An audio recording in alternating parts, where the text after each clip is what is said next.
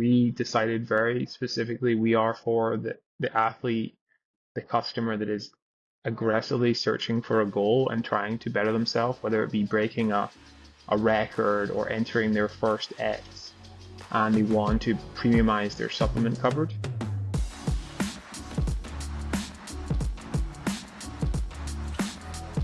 Welcome back to the Fitt Insider Podcast. I'm your host, Joe Veneri. Today I'm joined by Ross Mackay, founder and CEO of Cadence. In this episode, we discuss Ross's journey from building a plant-based food company to launching a performance supplement brand. Ross shares how his team is scaling a community-first company rooted in endurance sports. Plus, we talk about product innovation, founder-led branding, and building a lifestyle brand for goal-oriented athletes. Let's get into it. The Fitt Insider Podcast is presented by EGYM. EGYM's smart fitness ecosystem is transforming healthcare through exercise.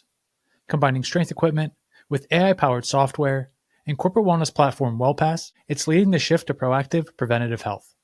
Learn more about EGYM's intelligent workout solutions at egym.com. Hi, Ross. Welcome to Fitt Insider. Thanks for joining us. Yeah, I appreciate it, Joe. Thanks for having me. Yeah, man, I'm stoked to chat today, and I appreciate you taking a few minutes from launching new products, new collabs, new flavors to talk. But for folks who aren't familiar, why don't you just introduce yourself and tell us about Cadence? Yeah, no, appreciate it. Well, I'm the founder of Cadence, co-founder with my buddy George. Is also the founder of Represent 247. Originally from Scotland in the UK. I'm 30.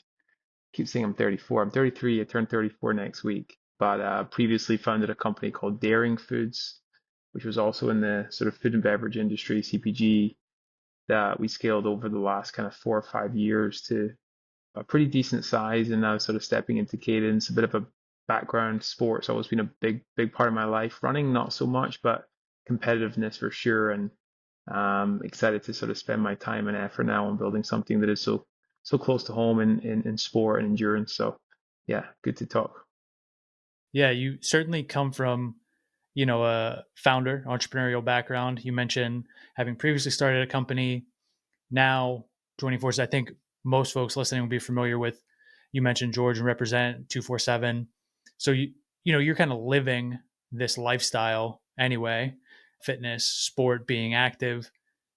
How did this idea come about where you just start saying, hey, maybe I want to transition, move on from the previous company? How do you even decide then what you want to do next? I'm sure there were a bunch of other maybe opportunities or ideas. Like, what was that decision like, and ultimately jumping in? Yeah, I guess a couple questions there. Touching on kind of the transition from my last company to this company, there was a change. There was a change of control. There was investors. There was opportunities for me to potentially look at, where I wanted to spend my time, and also benefit in many ways from scaling a business and brand. I think I moved to New York with a bag of product and a few bucks, and over the course of, I guess, 3 years, raised from some of the best investors in the world over $130 million. Scaled the business into about 75,000 distribution points across the country. So we went from obscurity to ubiquity pretty quickly. And with that comes a lot of learnings, of course, right? You run 10 marathons, you're going to know what it feels like. I'd run 10 marathons in business. I'd done it. I'd been through that kind of fast track, the Walmarts, the Targets, the hiring 100 people in a year, raising cash, deploying cash. So I think business and starting a brand started to feel somewhat familiar when I decided, like, okay, I want to build Cadence, like who to hire, who to raise capital from if necessary, where to go for retail, manufacturing, this sort of things that you just don't know as a first time founder. I had fallen out of love a little bit with my product that I was selling. I definitely changed my personal health diet habits. For example, I was plant-based vegetarian for a while, sort of a year and a half into the business, sort of 2 years before I left. I'd actually transitioned back out of that diet. I'd started to eat animal protein. So it was definitely contradictory to my personal beliefs. And I think that's really important, which kind of parlays into the next point. Like, I started to pick up running. I was aggressively cycling. I was looking to, go on these goal-oriented workouts, whether it be High Rocks or New York Marathon, and sort of say, okay, well, what do I need for these races? How do I need to fuel? It's about salt, it's about carbs. And as I scanned the market, and as I would train with George for High Rocks that we did many times together, would realize there was some okay products, some good products, but a lot of bad products. And like many great businesses, founders scratch an itch. So taking a step back, we said, what is missing from the category? How can we do it better? And that's really how Cadence was born. So it's been about 2 years in ideation and about 8, 9 months since we launched the company. Yeah, it's cool to see. I kind of mentioned from the top, like the pace at which it seems like, wow, is it really resonating with people? And certainly there's that, you in starting a company, you're like, you have this vision for what you want it to be. And I'm sure you scan the market, no shortage of hydration products or even just like broadly supplement beverage brands. And then saying like, hey, we want it to be kind of maybe a different aesthetic or different quality or different whatever it might be, but actually bringing those things to life is like way more challenging than kind of saying like, oh, we think this is the void in the market. Like, how do you articulate that? Like, this is the thing that we built that is different from or better than these other things, and like this is why it's resonating. Yeah, I guess we look at it from probably like a 3 or 4 prong approach. I think like product is really is a moat for sure. Product, brand, community kind of parlays off brand, and then people, of course. But without a great product, like it's harder to execute on a few of the other things. So we start with product. Now the differentiator between the 4 or 5 sachet brands that you probably could name off the top of your head, there's very little. We started with a canned product. And as an athlete yourself, there isn't a lot of like very high indexing electrolyte canned beverages. There's 100 milligrams of sodium, there's 50 milligrams of coconut water electrolyte kind of beverages on the market. But when we talk about our consumer, we're for goal oriented athletes, Joe. Like we're not for the mom and pop unless they're out there slapping like 3 hour marathons. Like we decided very specifically we are for the athlete, the customer that is aggressively searching for a goal and trying to better themselves, whether it be breaking a record or entering their first X, and they want to premiumize their supplement cupboard around the times pre, during, and post exercise. So we don't focus on the times around that. We really think about that consumer pre, during, and post, that hour before, during, and hour after, right? So when we think about like how we differentiated, it started with product format, and then it brings into brand. So of course, aesthetics. Personally, I spent the best part of the last year rebranding our first design, and it started to roll out over the last couple of weeks. And then team. So just have an excellent team that we've sort of built internally that have seen greatness before as well. So some people from my previous company, some people from George's previous company or his current company, and just it's a great opportunity. I think the other part is the community have taken really well to it. I think because George and I are out there doing the thing, like we're like running London on Sunday, we're running New York, we're like George has just run from Vegas, LA to Vegas. So like we're not sitting in a boardroom, we're really testing the products. Like there's other founders doing it, but we're trying our best to be out there running with our athletes or testing the gel or pushing ourselves to the limit to show forward facing, the community that like this is not, a corporate organization that doesn't have the aspect of soul. I think it's been really cool to see something like behind the scenes content. You're doing YouTube videos, you're kind of pulling the curtain back a little bit. And what does come across is like, hey, yeah, like this is me. I'm doing this and I'm like the guinea pig, I'm the test subject, I'm Yeah. the, scratching my own itch. It's very authentic to you and to the brand also. Obviously George does that with Represent as well.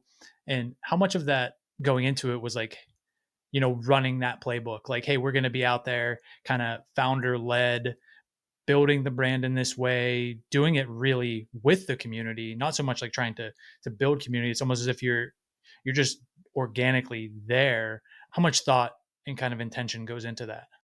Yeah, I think it was a regret of mine in the first business. Like I didn't really build anything forward facing. We did some amazing things. We launched into some amazing stores, partnerships, great celebrity endorsements, and I think no one really knew other than maybe the Forbes article that doesn't show a lot, right? It's a 200-word article about a fundraise, but so much goes into that. There's the meetings, there's the why, there's the tough times, the good times, whatever goes on in a business, which you know yourself. And I think launching Cadence, the promise was like, do it for like I'm going to do it for my daughter. Like I'm going to document this whole thing so one day she can like watch her dad building the thing that now is hopefully the largest supplement company, in the country.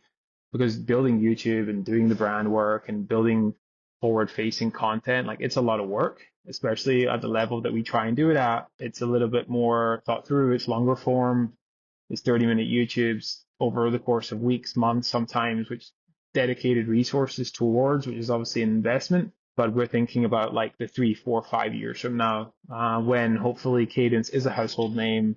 If I could go back and watch the documentary about how Red Bull started, I would be glued to my TV. And I think every time we turn on a drop, those first 1,000, 2,000 customers that watch the YouTube and comment that they like it, like they're the first ones to buy it. They're the first ones. It's relatively cheap marketing, and I enjoy it. I enjoy, you know, hearing from people what they like, what they didn't like, and you'll see yourself with some of the product. We've consistently innovated and upgraded due to the feedback that I get from my YouTube. The extension of like that content into community and thinking about how you continue to build that in an authentic way, much like this content, you say the intention that goes into it, the resources that go into it. With Cadence, it's a lot of, kind of showing up at different events and doing different collabs and, continuing to show up in those places.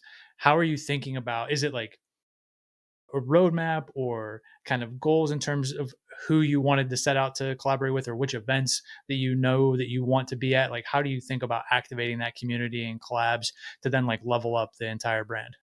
Yeah, so we do have a head of partnerships, head of brand, a head of partnerships and community internally. So Cameron, he heads that up and is an absolute rock star when it comes to kind of like positioning the brand and the partners that we want to work with. We are thoughtful about where we show up. We're not at every run club. If we had $1 for every run club that wants free cans, like great, and we support them all, but like we have to be specific. And then in terms of partnerships, obviously we've launched the Raw collab, which is very good friends of mine, Chris, Dom, Matt. They've been friends for a while. They've helped out tremendously. Dom specifically is a great role model to any founder that wants to build a supplement brand. But when we think about positioning the brand, first of all, we have to really understand who we are and like what we want people to see us for. When you look at some great collabs in the space, you look at like Oakley Satisfy, like it just it's out the middle of the bat. Like people love it, people get it, makes sense. Two premium brands, different categories. Satisfy genuinely didn't really spend time doing eyewear. Oakley haven't done a lot of running apparel, so like that's how we think about it. If I'm going to do a footwear, I'm not going to do it myself. I'm going to work with the best one and the one I've been wearing for the last 2 years, for example. Obviously George has an amazing brand at 247. We'll do something with him this year, and then we'll just see. So we kind of look at different categories that we think our consumer is in, and then we look at the brands that we aspire to be or be sat beside Bandit, 247, Norda, ASICS, for example, and then how can we position ourselves? Tier one, tier two, or tier three opportunity. Tier one would be a full collab. Let's do a shoe with ASICS. Let's drop that 2026, 5,000 pairs, 2 cities around the world, drop it, boom, big launch. Tier two is more activation. Like if you're doing something, can we be part of it? Can we turn up with a van, turn up with cans? Can I come? And then tier three is just like, we'll just send you product. You're out there doing your thing, always on. You'll see cans at events throughout the year. So we kind of stage it out, and some of them take a long time. Like a collab can take 8, 9, 10 months, a year to transact. But it's been honestly probably one of the most humbling things since starting the company is the brands that I will queue up to buy myself are reaching out and saying, like, we fuck with this, sorry for my language, and we want to do something together. Like, it's honestly incredible. So we seem to be doing something right. What that is, I don't know, but it's always authentic. That was going to be my next question. Like, have you pinpointed that? Because like that is you kind of know it when you see it, right? Like, even though I've kind of followed from the sideline and saw when, you start teasing something on social, like you post something and it's like, aren't even saying really that it's Cadence yet. And you're like, oh, that's interesting. But then when it does drop and like next thing you know, it's like, okay, new flavor, okay, new event, okay, it's like one thing after another, like keeping that pace and momentum, but also doing that at the kind of quality and level, like you mentioned, being super selective with the brands and events, whatever that you're partnering with. Is it difficult? Like, at what point were you like, oh, well, we don't have to say yes to this because actually we all these other brands that we would much rather partner with are kind of coming to us, and like navigating that without being too, opportunistic or jumping on things too early, like it can be tricky. I will say that my like thing I was bringing in to this company was high level prioritization, selectiveness around where we spend our time, money, or resources. So like we do have like a stage gate for almost every decision that we make at the company, and hopefully most decisions are made very, very quickly. But we definitely say no to most, if not 95% of the opportunities that come. And I know what 2025, if not 2026, looks like. Joe, we just move at an extreme pace, and it starts with me. Like I have, forgive the pun, like a very high cadence and a very high output of decision making because it goes back to it. Like I've seen this before. I know that doesn't make sense. Like whether it's financially, product margin wise, distribution wise. So I'm sort of bringing in those learnings and saying, how can I move as fast as possible? Yes, break a few things here and there, uphold the highest level of brand equity possible, which stems down to like who we are, which we talk about every single day. Like we won't start a meeting without echoing like who we're for, why we do it. Like this is who we're for, this is what we do.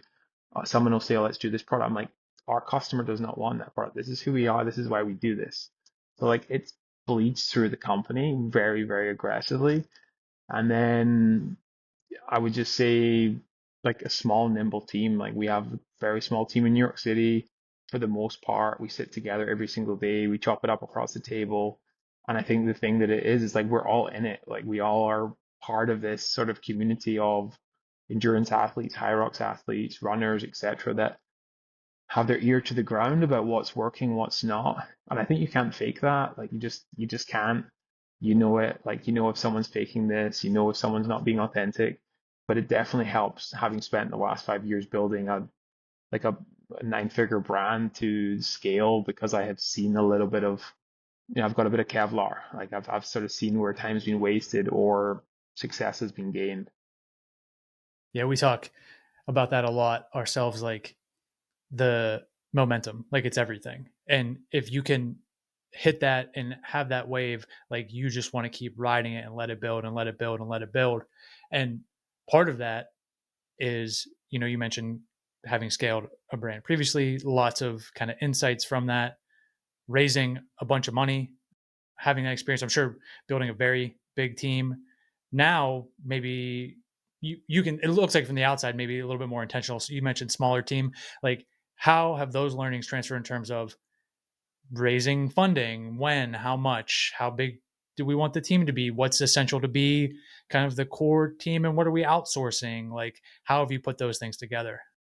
Yeah, just touch on the momentum, aspect. I think you'll see it. We kind of have dropped almost a product every couple weeks. We did a one can SKU for almost a year. And then it was like boom, bars, boom, cola, boom, this. And you're not gonna get away from us this year. So I think momentum is a super important thing. I think momentum breeds motivation. I also think that there's like this quote that my coach said, like, I'd rather be doing too much or too little. And like, are you either doing too much or too little? And I'd rather be doing too much. Like right now it's a very competitive landscape. I want to be in consumer's mind. We're very fickle. We lose like you're out of your consumer's mind very quickly. Like something else is cool is popping up. So like if you're not doing something, then like you're probably gonna get be forgotten about. How many brands have you been like, what happened to that brand? Like they're just not been there. And like are they still like what is like I don't really and you go on their Instagram, you're like, oh yeah, they're still posting, but like they're not doing anything. And obviously that comes with cash and comes with resources and so on. So like you've got to be able to have a few things in place to be able to execute on that. But to go to your question, I think how we thought through it, it's an interesting one because most things stem from like the opportunity in the landscape.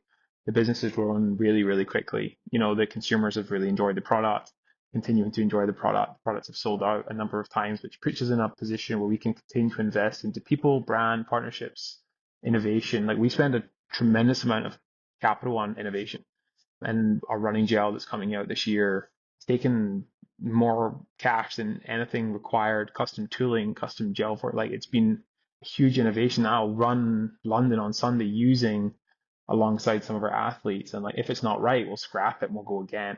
So like, I think decision matrix has been mainly about size of the prize. size of the prize financially, 1 million, 10 million, for example. Resource allocation, one person working on it or everyone working on it. And then brand. This is good for the brand. This is amazing for the brand. This is not good for the brand. If they're all at the top, we do it. If it's high revenue opportunity, low brand value, low resource allocation, we might say no to it. So we sort of index every opportunity. It's somewhere in those three things.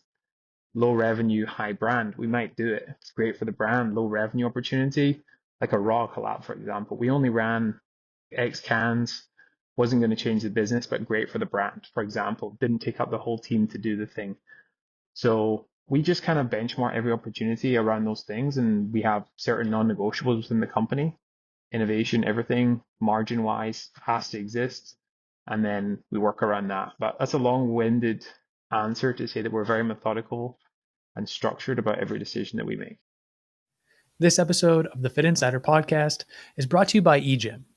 EGYM makes some of the most innovative strength training machines on the market, but that's only one part of their integrated ecosystem. With connected fitness equipment, AI-powered gym software, and a comprehensive corporate wellness offering, it's forging the future of preventative health. Partnering with companies worldwide, EGYM's WellPass program improves employee health by expanding access to premier fitness and health facilities. Upgrading gym floors, EGYM equips every operator with smart equipment and AI tools to create hyper-personalized training plans for every exerciser. Putting it all together, they're transforming healthcare through exercise. Experience the power of EGYM's ecosystem at egym.com. Yeah, you've kind of hit on that a couple different times, just with the intention and the kind of decision-making frameworks. You talk about that with, these things, you talk about that with partnerships and collabs and like all of this. And you look at the supplement space or hydration space, and it's like, oh, it's super crowded and there's lots of noise and there's whatever. But actually, how many people are executing at this level? How many people are applying this mindset? How many people are applying this intentionality? Like, was that part of what you saw when you're going in? You're like, yeah, there's a lot of stuff happening, but like, who's really doing it? Like, who's really doing it at this level? I think the influence from George was a big part here. Like George has built a lifestyle brand. He's built something that's bigger than a piece of cotton or polyester. Like people buy the product as a byproduct to be part of the mission on a mission, right? And I think we always start everything with the highest level of, science and sports science for our innovation. We have a head of nutrition, sports science, Matt Jones, head of nutrition for Boston Celtics. He's a rock star, like degrees to the nines. So not to take away anything from our innovation, but we're building, and it sounds cliche, we're building something that's bigger than a product. We're stemming into and bleeding into places that we shouldn't be doing as a young brand, lifestyle, collaborations, partnerships, stores like the Loop and Bandit, and like what we're doing there across the communities that our customers part of and learning about us is quite remarkable, I think. But I think it has to be bigger than a product in today. It has to be standing for something that isn't just here's the best gel, here's the best electrolyte, because there's just too many options. And how do you really differentiate, right? Like palatability is one thing. You like something I don't. You like cherry, I don't really like cherry. Like you like LMNTs 1,000 milligrams, I prefer 500. I'd rather, maybe have two or three over the course of the day rather than having 2 or 3,000 milligrams, for example. So it's a very opinion-based sport, CPG. Like there isn't really like a winner in terms of a better product because we all have personal opinions.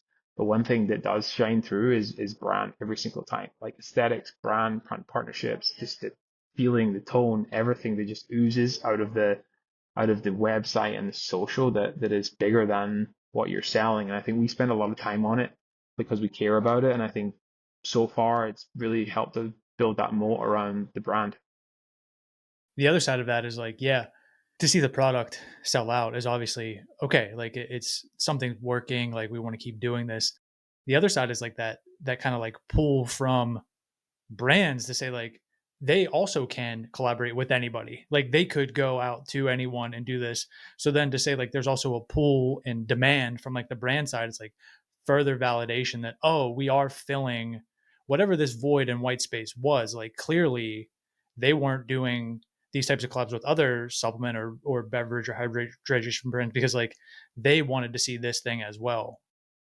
We have a product matrix that can stem so horizontally ambitious across the landscape. I don't know when this podcast will come out, but we have a partnership, with a large food service chain, very healthy grab and go chain that is definitely part of the health and wellness fitness culture, several hundred locations, and we're sort of doing an activation launch with them.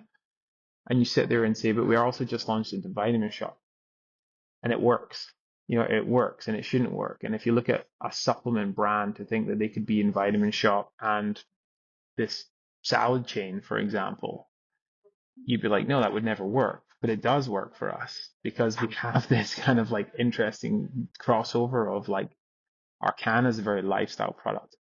You've never ran in your life and you just think it's a nice tasting zero sugar drink and you've heard that you need to hydrate a little bit more. It works. You've done 3 miles at your run club and you slap a can, it works. Or you're Clayton Young and you just come 7th at Boston and the first thing you drink is the raw cola, it works. And then you have deeper innovation like the bar, which is 40 grams of carbs. You're probably just not going to take that unless you're more interested in actually output glycogen loading, things like that. You have gels that are coming out. So we have this like top of the funnel product matrix that stems down to very niche specific goal oriented innovation.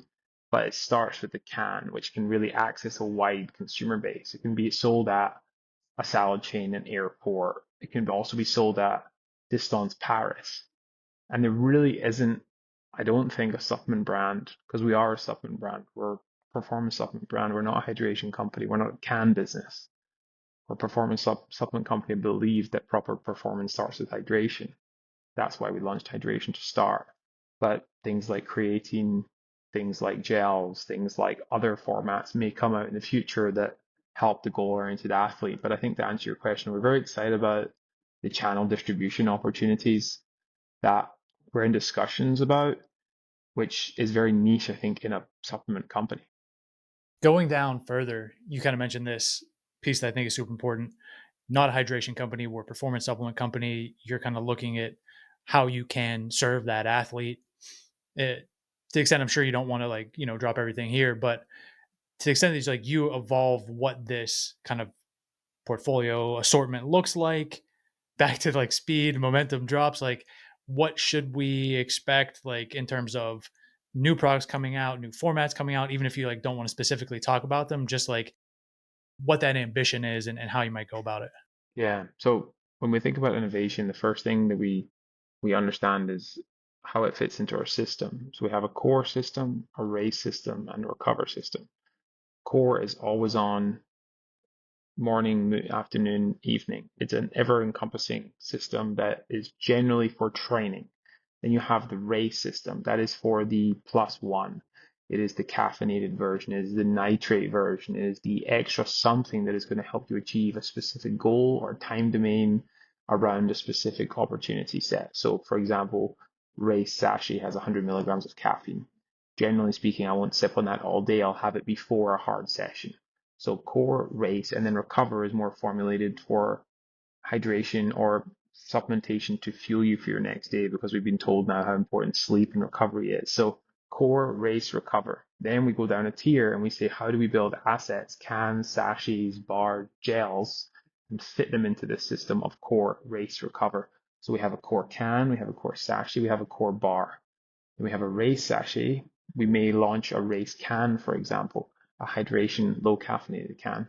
And then recover, we'll kind of keep where we are right now. Maybe we launch something that's anti-inflammatory to help someone post-exercise, for example. So we kind of look at this system as we think about this year. You're going to see innovation in flavor. The cola was a massive success. We couldn't have dreamed of that. Was just I think we executed on that really well. The product delivers. The campaign was amazing. Team executed on that flawlessly. We're going to continue to innovate on flavor. People want more. They want nostalgic flavors. They want familiar flavors. And I think we can execute on that. We'll see 2 new flavors drop in the next 4 weeks. By the end of May, you'll see 2 more flavors. You'll probably see another 4 to 6 this year with 1 more collaboration. And then similar in core sachets, you're going to see a few more adaptations. We have 1 right now. So even though we're doing a lot, we have 1 core sachet, melonberry. Like we don't have 4 or 5 flavors like every brand. So we're going to have 2 more flavors come out in core sachet. And I've been documenting it through YouTube. Is we've developed the best running gel on the market.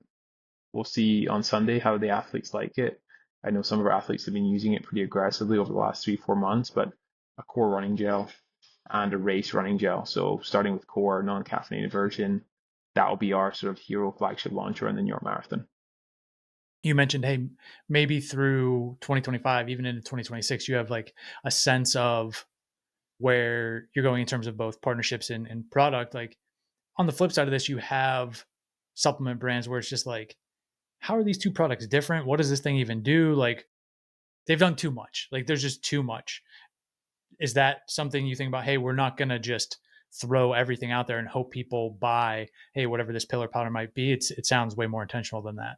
Yeah, I think we have a specific goal to fuel the goal-oriented athlete, and I think until I can do that, where they don't have to buy another brand around their marathon or half marathon or high rocks, for example, then I think until that day, I don't think I'm doing too much. So I take myself pre-marathon. I probably want a carb load. I need to probably index high on some sort of electrolyte sodium. And then during a race, I probably need to use a gel, maybe some electrolytes, of course, some sort of bottle, handheld, etc. And then post, you probably want to recover, sleep, do some form of protein. Potentially, we're not getting into protein, but I think until I've sort of achieved that, and thus far all we've done is hydrate our audience, and then they're going to other brands for their gel. I can't stand when I see a flat lane. It's like Cadence and two other brands that are like competitive. And I love all the brands. I use those brands, but like I'm like I need to replace those. And when I think about George, he thinks about his customer. He needs to be head to toe. He wants the socks, the boxers, the pants, the t-shirt, the hoodie, the cap, the bag to be represent. And I want your fueling aids to be Cadence. I want your hydration. I want your carbohydrates to be Cadence. And I think the asset delivery really is bars, sachets, gels, and maybe a carb powder. I'm sitting on a tremendous amount of innovation that will hold back. And then, we're going to continue. We've relaunched the citrus, all the sachets in 6 months. Like we're going to continue to make them better. The tear, the packaging, the delivery, the taste.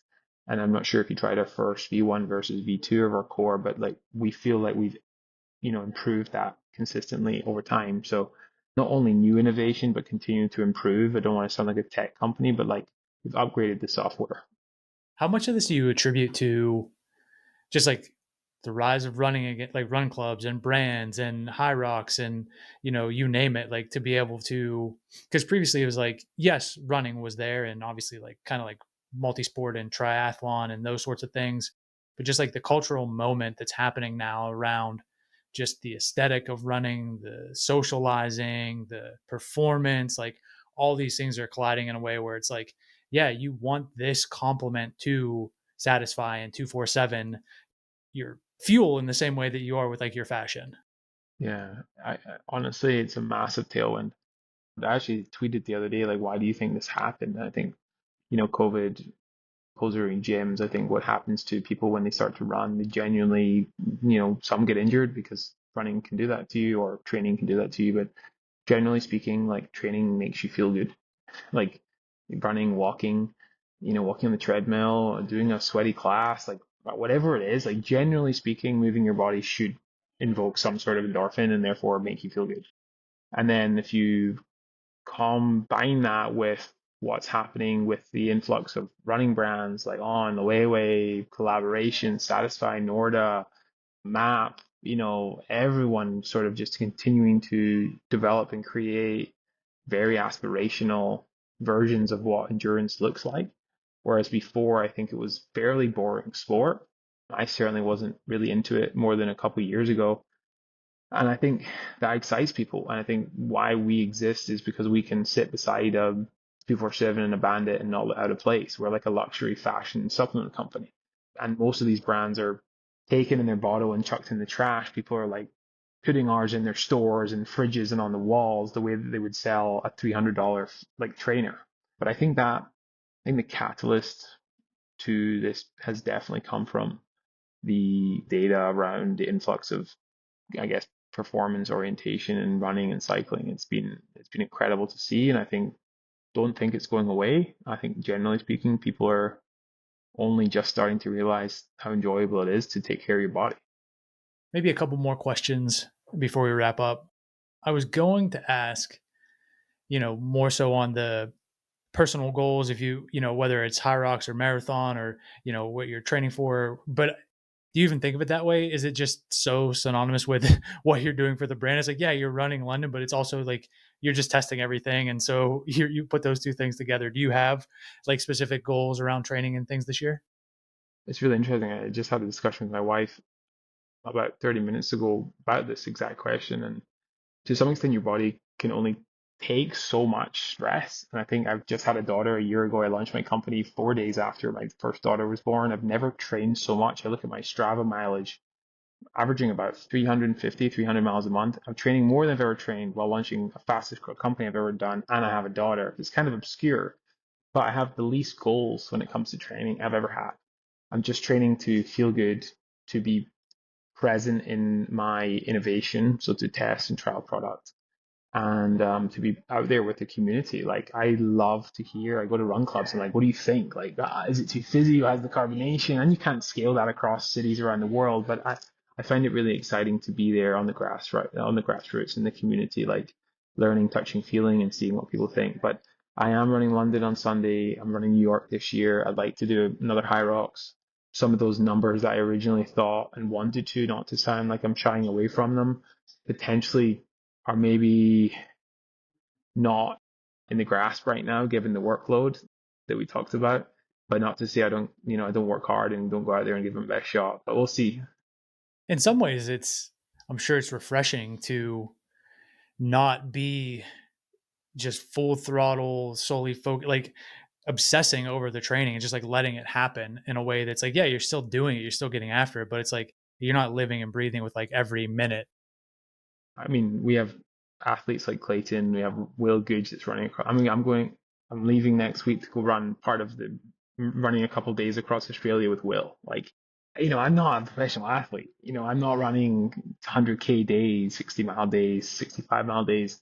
I'm building hopefully a legacy unicorn business. But hey, I'll go and fucking run with Clayton if you want to go around. Like let's go. And obviously, I'll try my best to keep up for even half a mile. But with that said, I love to be surrounded by these obsessive top percentile individuals in business and in sport. And I find it very fun to go and train with your Hunter McIntyres in Malibu and your Claytons or your Wills or your Hercs and so on. So we're going to throw a nice sort of cadence camp this year with our athletes. I'll go out there and I'll do the workout. I might be 30 minutes behind you, but like I'll do the thing.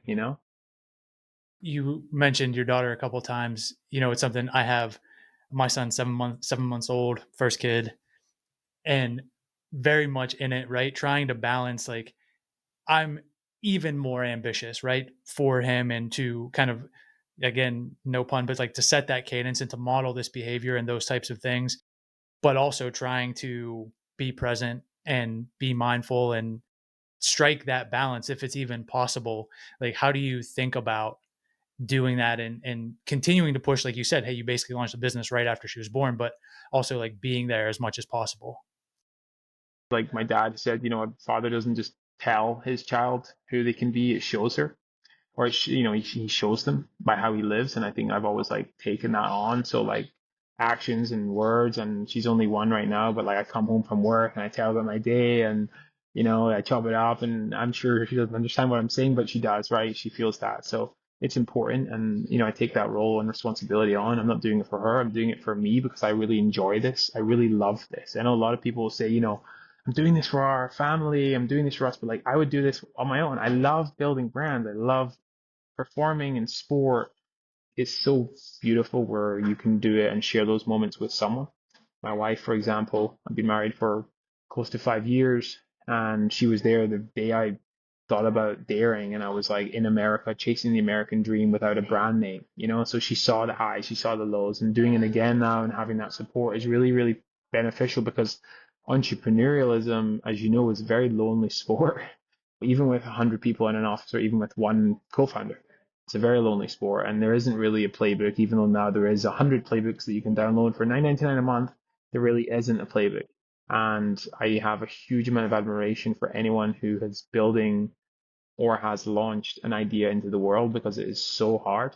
But it's never been so easy to just do the thing and actually just start. However, doing it with a child, the harsh reality is that it is way, way harder.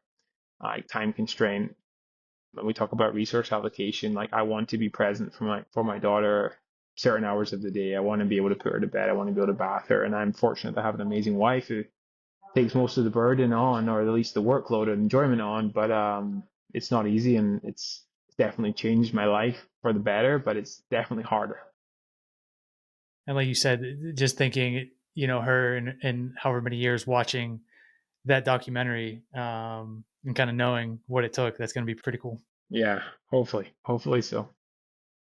Where should people keep up with new product drops, flavor drops, collabs, all the good stuff, and yeah, just keep up with what you're doing?